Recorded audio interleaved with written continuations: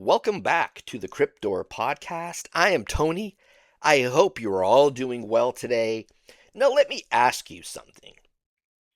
Have you ever had a dream about someone who died and it didn't feel like a dream? It wasn't chaotic. It wasn't symbolic. It wasn't weird like normal dreams. They looked healthy. They looked peaceful. And maybe they said something simple like, I'm okay. And when you woke up, you didn't feel confused. You felt like someone had just been there. Today, we're asking a question millions of people quietly search online. Are dreams really visits from the dead? Or are the visitation dreams just grief playing tricks on the mind?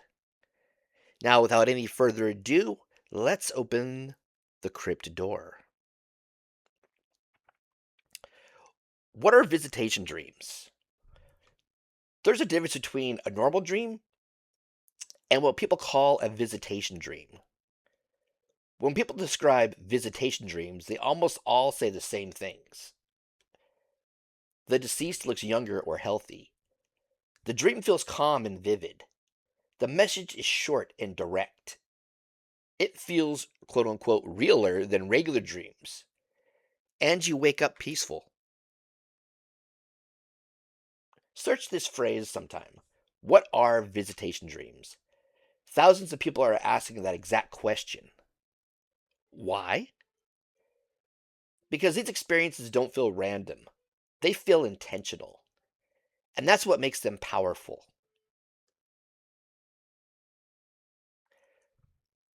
Why do loved ones appear in dreams? Another major search phrase. Why do dead loved ones appear in dreams? Psychologists say it's grief processing. During REM sleep, your emotional brain is extremely active. Your logical brain is quieter. The mind replays memories. It works through unfinished conversations. It may create the image of the person because it knows what comfort looks like. That doesn't make the experience less meaningful. It makes it deeply human. But here's where it gets complicated. Why do so many people report the same message? I'm okay. Across cultures, across ages, across beliefs. That pattern is hard to ignore. Now let's talk about something even harder to explain. Shared dreams about deceased loved ones. Two people, same night, same person, similar message. It happens often enough that it's searchable. Shared dreams about deceased family members. Psychology calls it coincidence, memory overlap, subconscious influence. But when siblings wake up and compare notes, all the details match. It doesn't feel like coincidence, it feels connected. That's where science and mystery start circling each other. Let's ground this.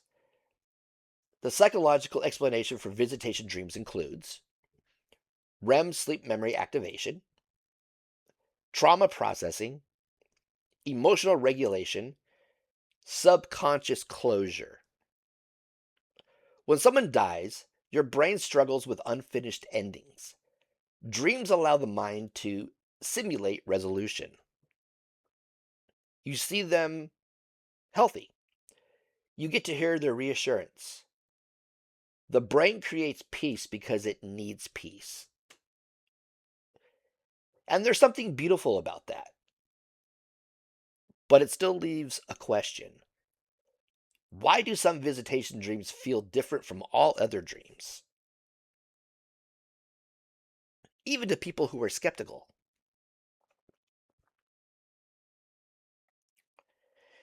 Now we move carefully into spiritual interpretation.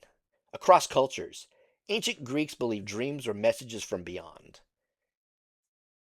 In many indigenous traditions, dream space is considered spiritual space. In parts of Latin culture, dreaming of the dead is considered real contact. In early Christianity, dreams were viewed as divine communication. The idea that dreams may be a doorway isn't modern, it's ancient. The spiritual explanation says when we sleep, our defenses drop, our ego quiets, the physical world fades. Maybe consciousness can meet in that space.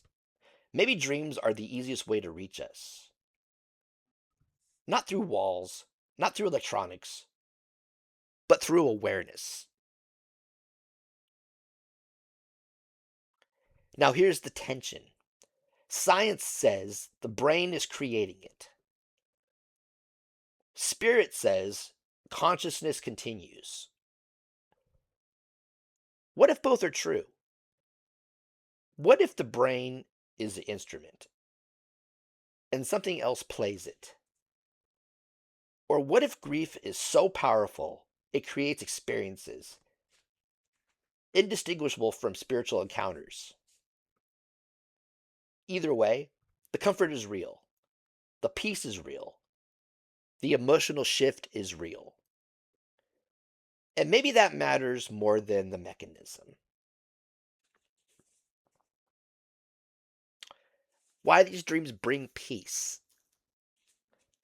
One consistent pattern: people wake up calmer, lighter, less afraid. Even the skeptics say it felt different. Maybe that's the purpose. Not proof, not spectacle, just reassurance. And whether that reassurance comes from neutral chemistry or something beyond it, it still heals.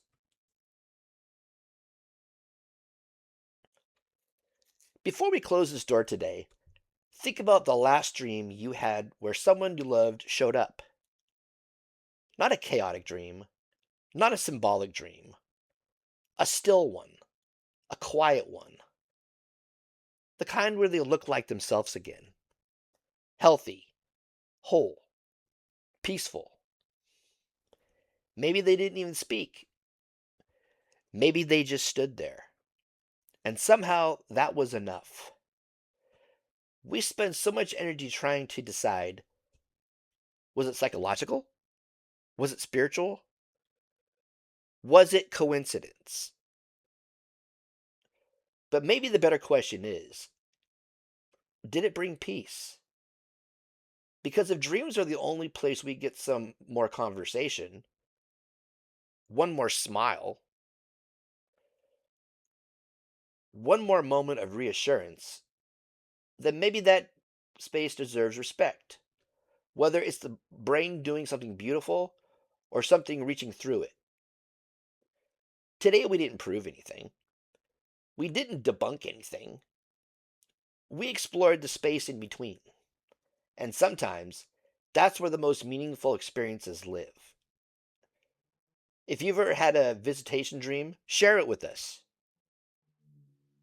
I read the comments, and you'd be surprised how many people are quietly searching for the same answers. Subscribe if you haven't, because here on the Crypt Door Podcast, we don't just explore cemeteries. We explore what might still echo beyond them. And I'll see you on the other side. Thank you all for tuning in, guys. You guys are the best. I appreciate you all. And have a great day.